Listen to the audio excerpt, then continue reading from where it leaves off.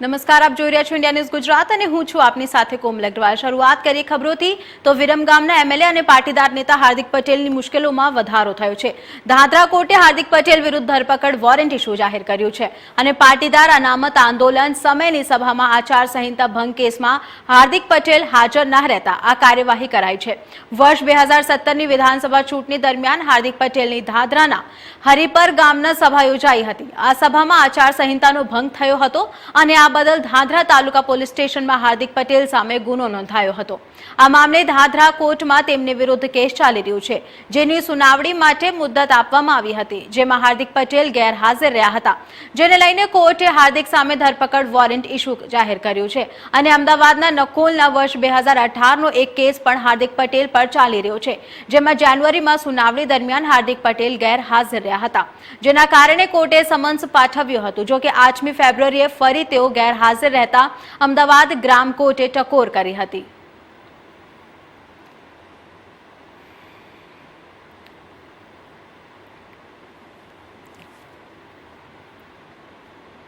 पंदरमी गुजरात विधानसभा नवनिर्वाचित धारासभ्य ने संसदीय कार्यपद्धति सुपेरे माहितगार करवा गुजरात विधानसभा और लोकसभा सचिवालय द्वारा संसदीय कार्यशाळाનું द्विदिवसीय आयोजन કરવામાં આવ્યું છે। लोकसभा अध्यक्ष ओम बिड़लाए विधानसभा अध्यक्ष शंकरभाई चौधरी, मुख्यमंत्री भूपेन्द्र पटेल तथा सांसदों, मंत्रीओ और धारासभ्यों की उपस्थिति में आ कार्यशाळाનો प्रारंभ कराव्यो हतो। बिड़लाए जणाव्युं हतुं कि गुजरातनी 15मी विधानसभाए युवा शक्ति तेमज अनुभवनो अनोखो सुमेळ छे। राज्य विधानसभा में 82 जेटला नवा चूंटायेला सभ्यों छे अने 15 महिला प्रतिनिधिओ चूंटाई छे, जेमां 8 महिलाओं पहलीवार सभ्य बनी छे। ते गुजरात माटे गौरवनी वात छे। चूंटायेला प्रतिनिधिओनी भूमिका उल्लेख करता बिड़लाए कह्युं हतुं कि जनप्रतिनिधि होवाना नाते तेमना पर मतदारना प्रश्नों उकेल लाववानी मोटी जवाबदारी छे। तेथी विधानमंडळमां चर्चा तथा संवाद थवा जोईए तथा चर्चानुं स्तर उच्चतम रहेवुं जोईए। તેમણે ઉમેર્યું હતું કે રાજ્ય વિધાનસભાઓમાં ચર્ચા તેમજ સંવાદનું સ્તર જેટલું ઊંચું હશે તેટલો જ કાયદાઓ વધુ શ્રેષ્ઠ બનશે। ગૃહમાં અર્થપૂર્ણ ચર્ચા કરવા માટે એ જરૂરી છે કે સભ્યોને નિયમો તેમજ પ્રક્રિયાઓની માહિતી હોય। તેથી ગૃહ ચર્ચા તથા સંવાદનું એક અસરકારક કેન્દ્ર બનાવવું જોઈએ, જેથી આપણી લોકશાહી વધુ મજબૂત બને। લોકશાહીમાં વિપક્ષની ભૂમિકા અંગે પોતાના વિચારો રજૂ કરતા તેમણે કહ્યું હતું કે ગૃહમાં વિપક્ષની ભૂમિકા હકારાત્મક, રચનાત્મક અને શાસનમાં જવાબદારી નક્કી કરનારી હોવું જોઈએ, પરંતુ જે પ્રકારે સુનિયોજિત રીતે ગૃહની કાર્યવાહીમાં વિઘ્ન નાખી ગૃહની કાર્ય સ્થગિત કરવાની પરંપરા સર્જાવવામાં આવી રહી છે તે લોકશાહી માટે યોગ્ય નથી। ગૃહમાં ચર્ચા, વાદ વિવાદ, અસંમતિ હોઈ શકે છે, પરંતુ ગૃહમાં ગતિરોધ ક્યારેક ન હોવો જોઈએ। તેમણે સભ્યોને ગૃહના નિયમો તથા પ્રક્રિયાનો અને અગાઉના વર્ષોના વાદ વિવાદનો અભ્યાસ કરવાનો અનુરોધ કર્યો હતો। તેમણે જણાવ્યું હતું કે સભ્યો નિયમો, પ્રક્રિયાઓ તથા અગાઉના વર્ષોમાં થયેલા વાદ વિવાદથી જેટલું વધુ વાકેફ પડશે તેટલા જ તેમના પ્રવચનો સમૃદ્ધ થશે। અને તેમણે એમ પણ કહ્યું હતું કે સૂત્રોચ્ચાર કરવા તથા વિધાનસભાની કાર્યવાહીમાં વિઘ્ન નાખવાથી કોઈ પણ સમય શ્રેષ્ઠ ધારાસભ્ય ન બની શકે।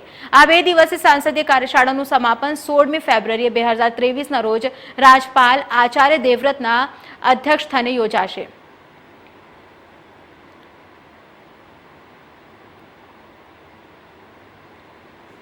पंद्रहवीं गुजरात विधानसभा का 2 दिवसीय प्रबोधन कार्यक्रम,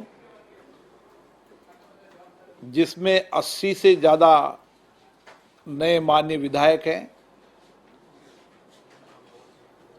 कुछ अनुभवी विधायक हैं। दोनों विधायकों का प्रबोधन कार्यक्रम आज से शुरुआत हुई है, जिसमें समय समय पर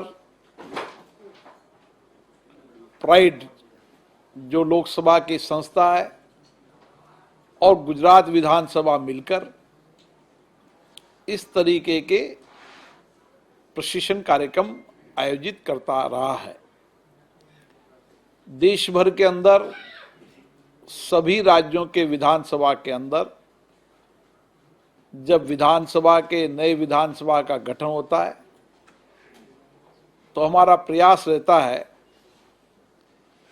कि सभी मान्य विधायकों को विधायी कार्यक्रम और किस तरीके से माननीय विधायकों की क्षमता संवर्धन की जाए ताकि इन विधायी संस्थाओं के अंदर माननीय सदस्य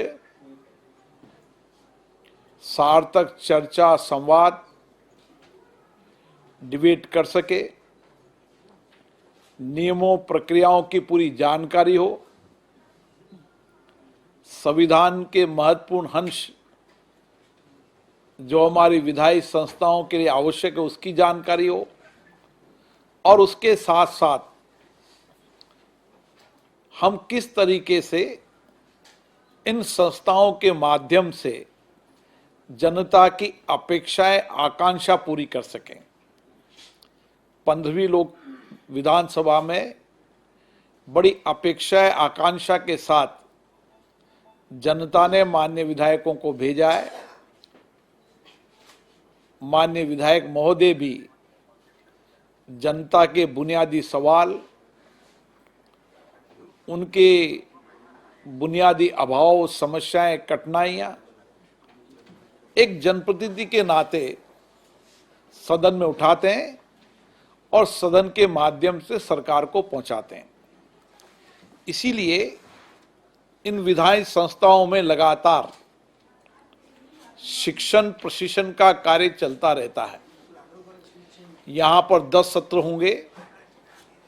उन सत्रों के अंदर 10 अलग अलग विषयों पर माननीय विधायक और जो इसके अनुभवी हैं वह आपस में चर्चा करेंगे, संवाद करेंगे, कोई जानकारी प्राप्त करेंगे तो जानकारी प्राप्त करेंगे, और उसके साथ साथ विधानसभा के नियमों प्रक्रियाओं की पूरी जानकारी के साथ विधायी संस्था के अंदर चर्चा, डिबेट के अंदर भाग लेंगे। मुझे आशा है इस विधायी संस्था जो गुजरात का एक पुराना इतिहास रहा है, यहाँ पर एक लंबे समय एक अच्छी प्रक्रिया रही है, परंपराएं रही है, एक समृद्ध गौरवशाली यहाँ का इतिहास रहा है। गुजरात की धरती से जहाँ आज़ादी के आंदोलन के प्रणेता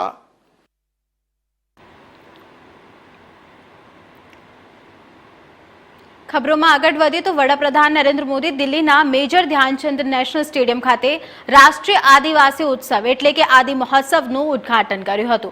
રાષ્ટ્રીય મંચ પર આદિવાસી સંસ્કૃતિને દર્શાવવાના પ્રયાસ રૂપે વડાપ્રધાન નરેન્દ્ર મોદીએ આદિ મહોત્સવનો પ્રારંભ કરાવ્યો હતો। આ મહોત્સવની સાથે જ તેમણે મેગા રાષ્ટ્રીય આદિવાસી મહોત્સવ એટલે કે આદિ મહોત્સવનું ઉદ્ઘાટન પણ કર્યું હતું।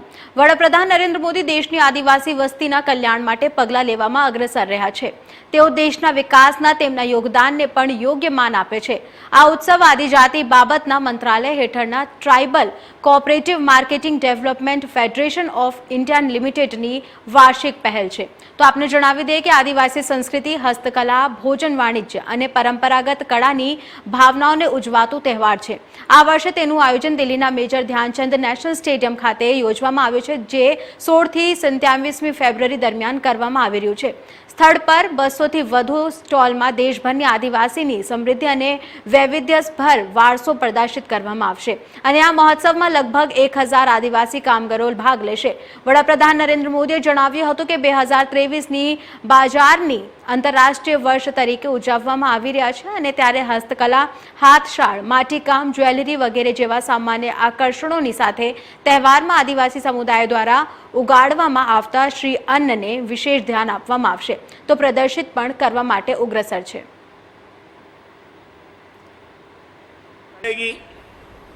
अपने प्रोडक्ट की मार्केटिंग के लिए सपोर्ट किया जाएगा। इसका बहुत बड़ा लाभ हमारी युवा पीढ़ी को होने वाला है। और साथियों, ये प्रयास केवल कुछ एक क्षेत्रों तक सीमित नहीं है। हमारे देश में सैकड़ों आदिवासी समुदाय है। उनकी कितनी ही परंपराएं और हुनर ऐसे हैं जिनमें મહાશિવરાત્રી પર્વને હવે ગણતરીના કલાકો બાકી છે, ત્યારે મહાશિવરાત્રીને લઈને તાડમાળ તૈયારીઓ કરવામાં આવી રહી છે। એવામાં ઇન્ડિયા ન્યૂઝ ગુજરાતના એડિટર જીગર દેવાણીએ જૂનાગઢના શેરનાથ બાપુ સાથે વાતચીત કરી। આવો જોઈએ શું કહી રહ્યા છે।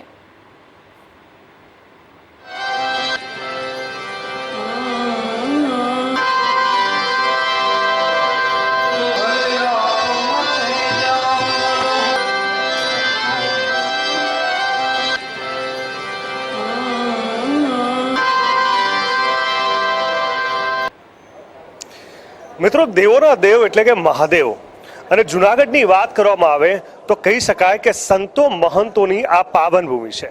એમાં પણ મહાશિવરાત્રિનો પ્રસંગ એટલે તો વાત જ શું પૂછવી. માત્ર ગુજરાત જ નહીં, ભારત જ નહીં, પરંતુ વિશ્વભરમાંથી લોકો આ પ્રસંગે અચૂક જે ધર્મ અને ખાસ કરીને આધ્યાત્મિક ભાવ ધરાવે છે એ લોકો આ પાવન ભૂમિ પર પોતે આવીને દર્શનનો લાભ મેળવતા હોય છે. હવે જ્યારે દર્શનની વાત કરતા હોઈએ છીએ ત્યારે સ્વાભાવિક છે મહાદેવ સુધી પહોંચે એ પહેલાં એમના ભક્તો સંતો મહંતો સુધી પહોંચવું જરૂરી છે, કારણ કે તે જ લોકો છે જે આ જન્મભૂમિને કહી શકાય કે પવિત્ર રીતે હર હર મહાદેવના નામથી હંમેશા ગુંજતા કરતા મૂકી દે છે.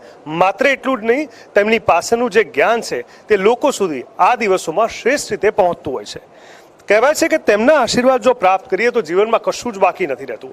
એવામાં ખાસ કરીને જુનાગઢની આ પાવન ભૂમિમાં શેરનાથ બાપુ જેમના આશીર્વાદ લેવા લોકો દૂર દૂરથી આવે છે. આપણે તેમની પાસેથી જ આજના દિવસનું મહત્વ અને આજના પ્રસંગને સમજીશું. શેરનાથ બાપુજી, ખૂબ ખૂબ સ્વાગત છે ઇન્ડિયા ન્યૂઝ ગુજરાતમાં. પહેલા તો આપ સૌનો આભાર. ગિરનાર ભવનાથ તળેટીમાં આવેલા ગોરક્ષનાથ આશ્રમમાં હર વર્ષની જેમ આપણે સૌ શિવરાત્રિનો મહોત્સવ ઉજવી રહ્યા છીએ. ત્યારે શિવરાત્રિનો મહિમા વિશે આપણે વાત કરવા જઈએ તો વાણીથી જેનો મહિમા ન વર્ણવી શકીએ એ શિવ મહિમાની રચના જ્યારે સાંભળીએ ત્યારે આપણને એવું ચોક્કસ ખ્યાલ આવે કે પરાવાણી દ્વારા દેવતાઓએ જ્યારે શિવોની સ્તુતિ કરે છે ત્યારે સંતો પણ પોતાની યથાશક્તિ બુદ્ધિ અનુસાર શ્રદ્ધા અને વિશ્વાસથી શિવજીની પ્રાર્થના કરીએ છીએ. ભોળાનાથને રીઝવવા માટે આપણે કર્મ અને ધર્મને લઈ સાથે ચાલીએ છીએ. ત્યારે એટલું ચોક્કસ કહી શકીએ કે શિવરાત્રિના દિવસે રાત્રિનો સમય અને દિવસનો સમય એક સરખો હોય છે.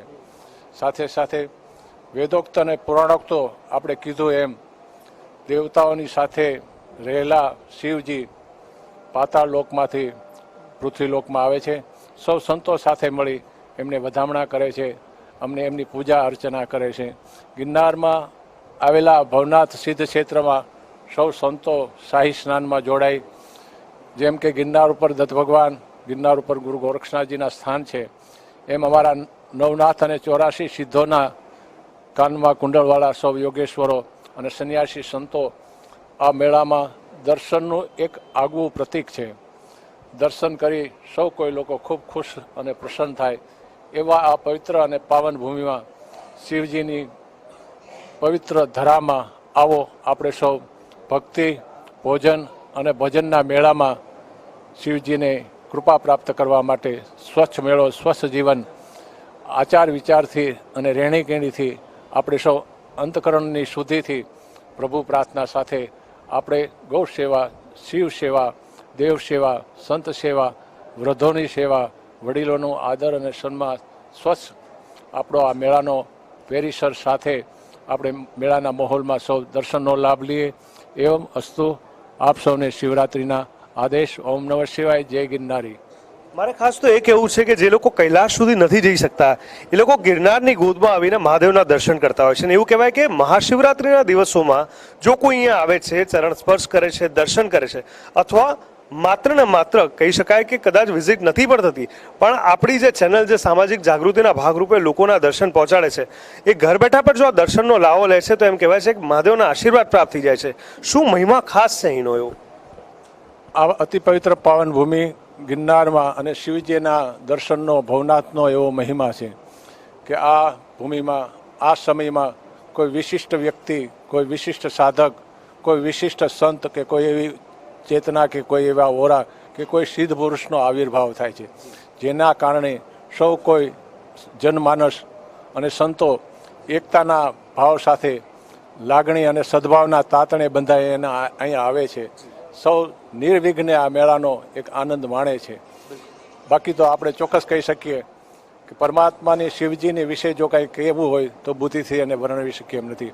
ફક્ત ને ફક્ત ગુરુ કૃપાથી, સત્ય, નીતિ અને દયા અને ધર્મનું પાલન કરવાથી આપણા જીવનમાં ઉચ્ચ સંસ્કારો અને ઉચ્ચ વિચારો, ઉચ્ચ પ્રકારના સંકલ્પો સાથે આપણને ભવનાથ દાદા ભોળાનાથ એવી પ્રેરણા આ ભૂમિમાંથી આપે છે કે જેને કારણે આ મનુષ્ય લોકમાં સિદ્ધ જેવું જીવન, સંત જેવું જીવન, ઉચ્ચ પ્રકારની બુદ્ધિ, સૌના કલ્યાણની ભાવના સાથે આ ભૂમિમાં કંઈક મેળવવા માટે સૌ મેળામાં આવે છે.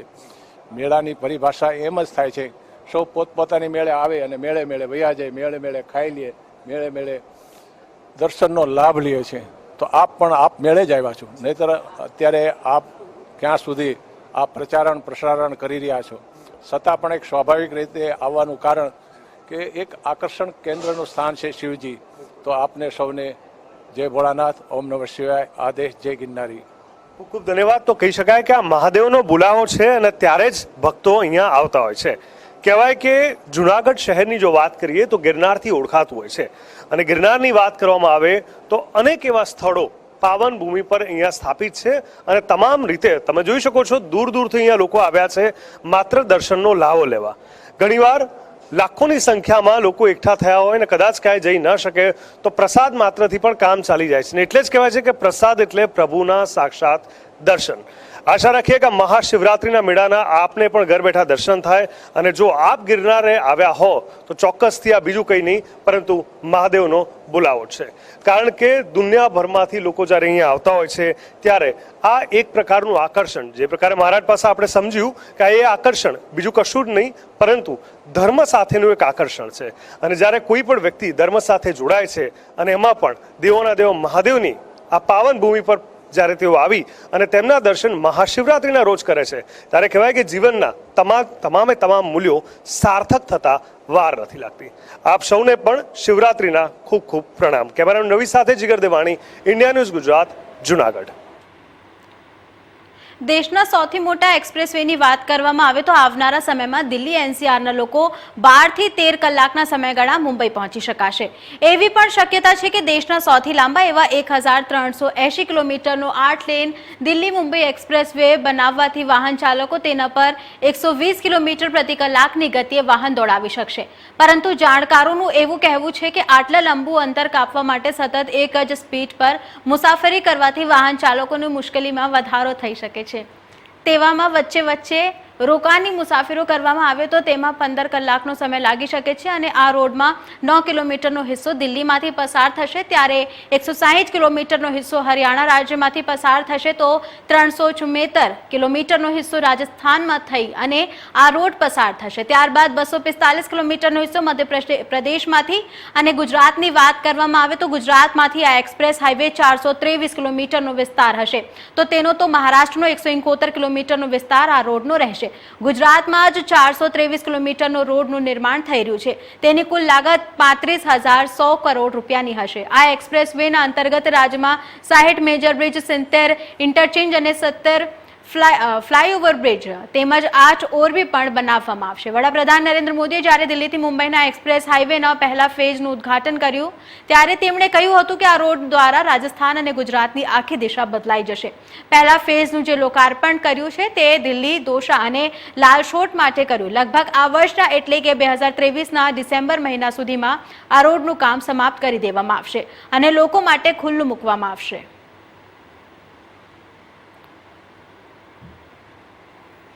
નેશનલ એક્સપ્રેસ હાઈવે કે જે અત્યારે ભારત દેશનો સૌથી લાંબામાં લાંબો જે નેશનલ એક્સપ્રેસ હાઈવે છે તે જે ગામમાંથી પસાર થાય છે, અને જ્યાં ગામમાં કહી શકાય કે જે રીતે ત્રિવેણી સંગમ હોય છે નદીઓમાં, એવો અહીંયા પણ એક ત્રિવેણી સંગમ છે.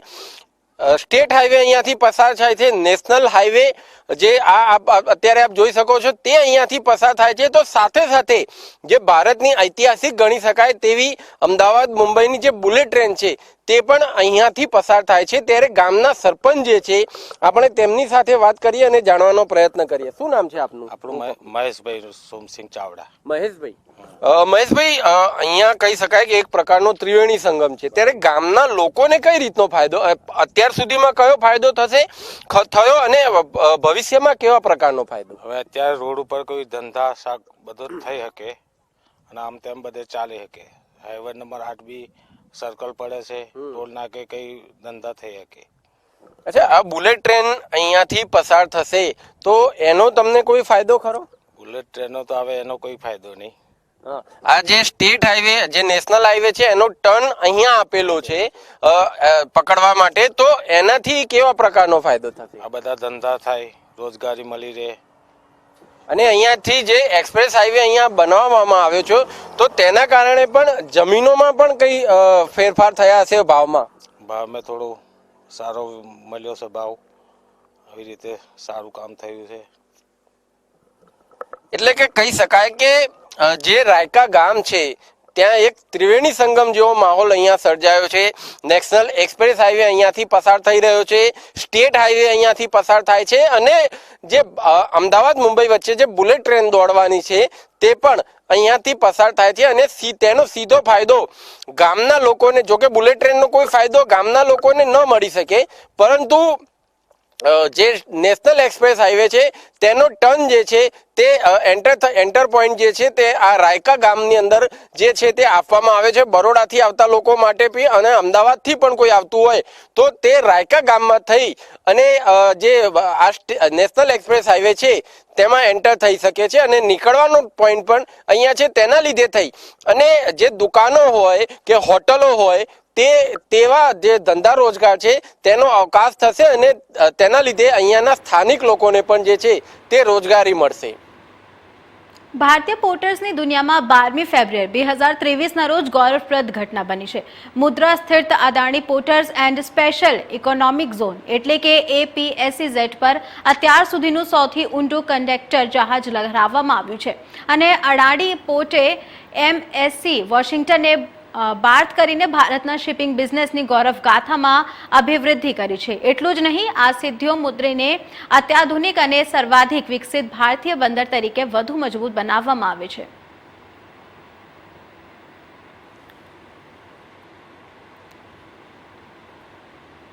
ખબરોમાં આગળ વધીએ તો જ્યાં કર્મચારીઓ એકત્રિત થઈ ધરણા કર્યા હતા, જે પૈકી 2 કર્મીઓએ ઝેરી ગટકાવીને આપઘાતનો પ્રયાસ પણ કર્યો હતો, જેને પગલે પોલીસ કર્મીઓએ બંનેને અટકાવ્યા હતા. એ સમયે પણ બંને કર્મીઓએ રસ્તા પર અડોટીને પોતાની માંગ પૂરી કરવાની રજૂઆત મીડિયા સમક્ષ કરી હતી. રાજકોટના GIDCમાં આવેલ અમૂલ ઇન્ડસ્ટ્રીઝના કર્મચારીઓએ રાજકોટની કલેક્ટર કચેરીમાં ધરણા કર્યા હતા, જ્યાં રમેશ બુકત્રા અને ગિરધર સોલંકી નામના કર્મચારીઓએ આપઘાતનો પ્રયાસ કર્યો હતો. જે બાદ રસ્તા પર આડોટતા રમેશ બાત્રુત્રાએ મીડિયા સામે જણાવ્યું હતું કે GIDCમાં સ્ટાફ બનાવતી અમૂલ ઇન્ડસ્ટ્રીઝ કંપનીમાં કામ કરતા 450 કામદારો કંપનીની સામે જ ધરણા કરવા કલેક્ટર કચેરીમાં આવ્યા પહોંચ્યા હતા. તો વધુમાં તેમણે જણાવ્યું હતું કે કંપનીના માલિક સુરેશ કેશવજી સંતોકી દ્વારા છેલ્લા 3 મહિનાથી તેમના હકનો પગાર આપવામાં આવ્યો નથી અને છેલ્લા 21 મહિનાથી પગારની રકમમાંથી PF આપવામાં આવે છે અને પણ ખાતામાં જમા થતું નથી. આ બાબતે અનેક વખત પૂછતા યોગ્ય પ્રત્યુત્તર આપવામાં આવ્યું હતું કે આપવામાં નથી આવ્યું, જેને લઈને CM અને ગૃહમંત્રીને સંબોધી કલેક્ટરને આવેદનપત્ર પાઠવી રજૂઆત કરી હતી. વધુમાં તેમણે જણાવ્યું હતું કે છતાં તંત્ર દ્વારા કંપની સામે કોઈ કાર્યવાહી કરવામાં નથી આવી છે, જેને પગલે રોષ ભરાયેલા કામદારો આજે કલેક્ટર કચેરી ખાતે આવ્યા પહોંચ્યા અને પૂર્વે અમૂલ ઇન્ડસ્ટ્રીઝના માલિકે સુરેશ સંતોકી ઘર સામે ધરણા પ્રદર્શન કર્યા હતા. અત્યારે આત્મવિલોપનનો પ્રયાસ કર્યો છે, શું કહેશો? અમે આત્મવિલોપનનો પ્રયાસ એ માટે કર્યો છે કે અમે જે કંપનીમાં આજથી 20 થી 25 વર્ષથી નોકરી કરી રહ્યા છીએ એના ડાયરેક્ટરને એના બધા પાર્ટનરો અમને હારે મળીને 3 વર્ષથી માનસિક ટોર્ચર આપે છે. 5-5 મહિના 6-6 મહિનાથી પગાર નથી કરતા. ઓલરેડી અમારો જે કંઈ PF કાપી લીધેલો છે 20-22 મહિનાથી એ કોઈ પણ જમા નથી કરતા અને આજે અમે જ્યાં કાં પણ રહી છીએ તો ત્યાં અનાજ લેવા માટે, રહેવા માટે રૂમ માલિક અથવા તો દુકાનવાળા, કોઈ દૂધવાળા અવારનવાર બધા પરેશાન કરે છે અને આ લોકો અમને કોઈ જાતના પૈસા દેતા નથી. તે મારા અગાઉ પણ કલેક્ટર ઓફિસમાં તમે અરજી કરેલી છે, શું જવાબ દેવામાં? કલેક્ટર સાહેબ અત્યારે મળ્યા નથી, નીચેના અધિકારી સાહેબ હતા એને મળ્યા છે અને અમને રિસીવ કોપી આપેલ છે. એને કીધું છે કે હું આ મુદ્દો લેબર કમિશનર સાહેબ સુધી પહોંચાડીશ અને આની પહેલાં જે મધ્યસ્થ થઈને લેબર કમિશનર સાહેબે પણ અહીંયા કંપની આવી ગયેલા છે, એની કંપની અને એની ઓફિસે અમે ગયેલા હતા. લેબર સાહેબે એમ કીધું કે હવે આ અમારાથી થાય. સાબરકાંઠા જિલ્લાની વાત કરવામાં આવે તો હિંમતનગરના વડઝારાવાસમાં 2 જૂથ વચ્ચે બાઇકને લઈને ઉગ્ર બોલચાલી થઈ હતી, ત્યારે મામલો બચકાતા પથ્થરમારો થઈ ગયો હતો અને આ મામલે B ડિવિઝન પોલીસને જાણ થતાં પોલીસ ઘટના સ્થળે પહોંચી હતી અને મામલો થાણે પડી કાર્યવાહી હાથ ધરવામાં આવી હતી. આ અંગેની વિગત એવી છે કે હિંમતનગરના વડઝારાવાસ વિસ્તારમાં 2 જૂથ વચ્ચે અથડામણ થઈ હતી, જેમાં રોડ પર જઈ રહેલ બાઇક અડી જતા બોલચાલી થઈ અને તે મામલે 2 જૂથ વચ્ચે પથ્થરમારો થયો હતો. બોલચાલી મારામારી બાદ એકબીજા પર પથ્થરમારો કર્યો હતો, જેમાં રોડ સાઈડ પડી પાર્ક કરેલી રિક્ષાનો કાચ તૂટી ગયો હતો। આ સાથે ત્યાંથી નાસી ભાગ્યા હતા અને તો બીજા તરફ વડઝાડાવાસ વિસ્તારમાં આવાસ નજીક પોલીસ કેમ્પ હતો, જ્યાંથી પોલીસ જવાનો દોડી આવ્યા હતા અને બીજી તરફ આ મામલેની જાણ બી ડિવિઝન પોલીસને થતા પોલીસનો કાફલો ઘટના સ્થળે પહોંચી ગયો હતો। તે સાથે એલસીબી અને એસઓજી ટીમ પણ પહોંચી ગઈ હતી, ત્યારે પોલીસ દ્વારા સ્થળ પર મામલો થોડે પાડીને બંદોબસ્ત ગોઠવી દેવામાં આવ્યો હતો।